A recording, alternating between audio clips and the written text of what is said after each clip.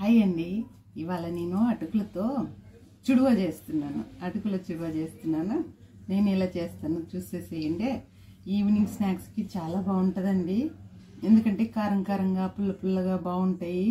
అందుకనేసి చేస్తున్నాను. షుగర్ పేషెంట్లకి బాగుంటుంది, ఎందుకంటే వాళ్ళు స్వీట్ తినలేరు కదా. ఇవైతే హెల్త్కి చాలా మంచిది అనేసి చేస్తున్నాను. చాలా బాగుంటుంది. ఒకసారి మీరు చూడండి నేను ఎలా చేస్తాను.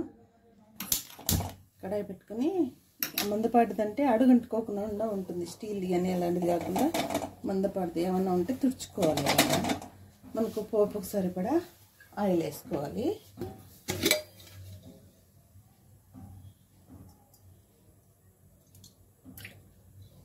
ఆలు పచ్చిమిర్చి వేసుకోవాలి. నేనైతే ఒక 7-8 పచ్చిమిర్చి కట్ చేసుకున్నాను. వేసుకుని ఇవి వేసుకోవాలి. చాలా బాగుంటుంది. నాకైతే చాలా ఇష్టం అండి. మా పిల్లలు కొంచెం తింటారు, కానీ నాకైతే మాత్రం చాలా ఇష్టం ఇది. అందుకని ఈవినింగ్ స్నాక్స్ లాగా బాగుంటుంది అనేసి చేస్తున్నాను. మా అమ్మ మా నాన్నకు కూడా ఒకసారి చేసి పెట్టాను, బాగున్నది అన్నారు. అందుకనేసి ఇవాళ చేయాలనిపించింది, చేస్తున్నాను. కొంచెం వేగాలి. ఇప్పుడు 1 కప్పు పల్లీలు తీసుకున్నానండి. పల్లీలు తీసుకుని వేపుకోవాలి. అంటే సగం వేగాయని ఇప్పుడు పప్పులు వేసుకోవాలి. పుట్నాల పప్పులు అండి, ఎందుకంటే తొందరగా వేగిపోతాయి కదా. అందుకనేసి పుట్నాల పప్పులు వేసి మధ్యలో వేసుకోవాలి.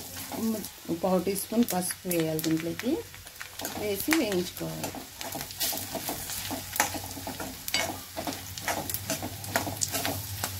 ఇప్పుడు వేగిపోయినాయి కదా, ఇవి ఒక ప్లేట్లోకి తీసుకోవాలి.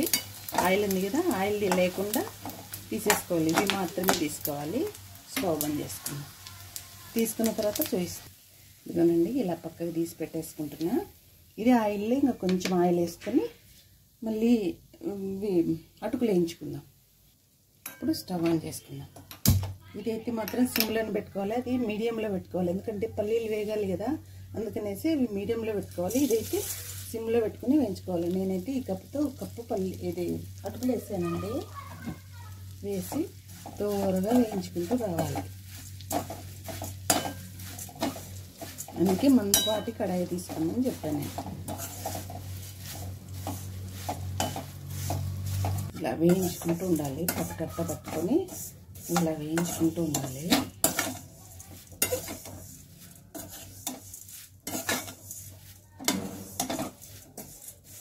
వేగాయని మనకి ఎలా తెలుస్తుందంటే పటకమని ఇరుగుతాయి. అప్పుడు ఈ అటుకులను కొంచెం పసుపు వేసుకోవాలి దీంట్లోకి కూడా, ఎందుకంటే దాంట్లో ఉంటుంది కానీ దీంట్లోకి కొంచెం వేసుకోవాలి. వేసుకుని కొంచెం వేపుకోవాలి. ఇలా సిమ్లోనే పెట్టుకోవాలండి, హైలో పెడితే మాడిపోతుంది. సిమ్లో పెట్టుకుంటూ వేపుకోవాలి. ఇలా మీరు పట్టుకట్ట పట్టుకుంటే ఈజీ, గుడ్డతో పట్టుకుంటే కొంచెం కష్టమవుతుంది. ఇలా పట్టుకట్ట పట్టుకొని మంచిగా కలుపుకోవచ్చు. వేగాయని ఎలా తెలుస్తుందంటే అలా తెలిసిపోతుంది. ఇప్పుడు మనం పల్లీలు అవి వేపుకున్నాం కదా, అవి తీసుకొచ్చి వేసేయాలి.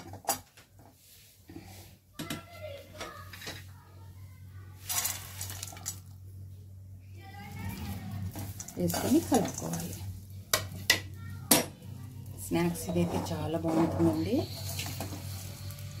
క్లాత్తో పట్టుకుంటే కాదు, అందుకే నేను మందపాటి కడాయి పెట్టుకోమన్నాను. ఎందుకంటే మాడిపోకుండా ఉంటుంది.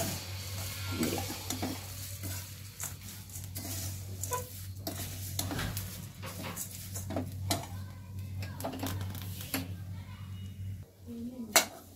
ఇప్పుడు ఇలా కలుపుకోవాలంటే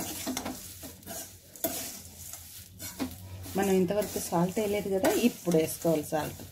ఫస్ట్ నేను ఉజ్జాయింపు వేస్తున్నాను, మీకు కావాల్సినంత వేసుకోవచ్చు. ఓకేనండి.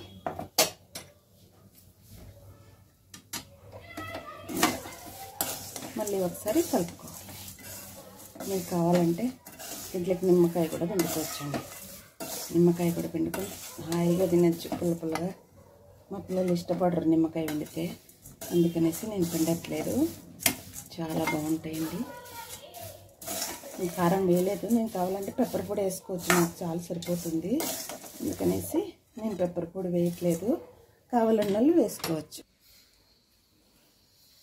ఇదండి నా వీడియో.